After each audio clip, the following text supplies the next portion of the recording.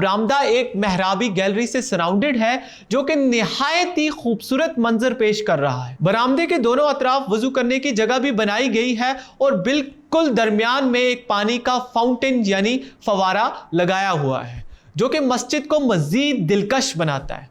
On the western side of the mosque, जो कि सिर्फ सुल्तान के लिए बनाई गई थी, वहां के दरवाजे पे एक हैवी लोहे की जंजीर लगाई गई है। यह जंजीर सुल्तान ने अपने लिए लगवाई थी कि जब कभी वो मस्जिद में आए तो दरवाजे पे उन्हें झुकना पड़े।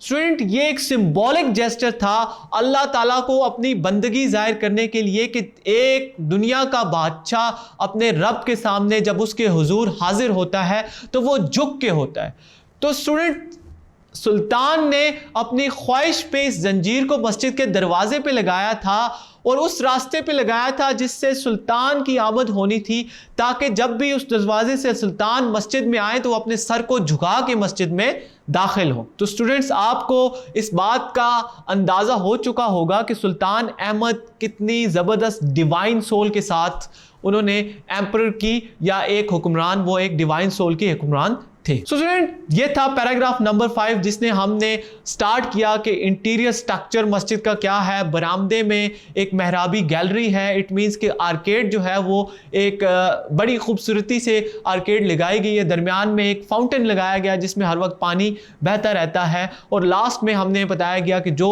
सेक्शन सुल्तान के लिए मखसूस किया गया था उसमें उसके दरवाजे पे एक जंजीर लगाई गई है जहाँ पे सुल्तान ने झुक के वहाँ मस्जिद में दाखिल होना था।